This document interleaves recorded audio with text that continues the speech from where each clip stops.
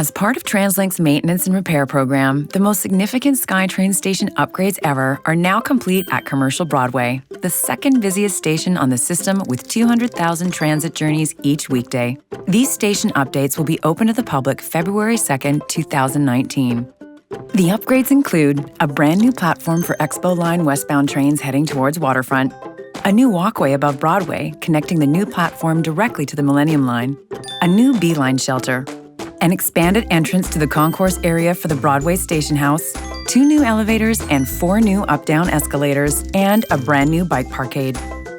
For the first time ever, westbound train doors will open on both sides, providing access to Platform 5 and Platform 3. Exiting through the right side to Platform 5 will provide a direct connection to Millennium Line, and exiting through the left side to Platform 3 will connect customers to B-Line and station exits. Customers will still be able to board eastbound trains towards Production Way University and King George at Platform 4. To travel westbound towards Waterfront, customers can now board trains at both Platforms 3 and 5.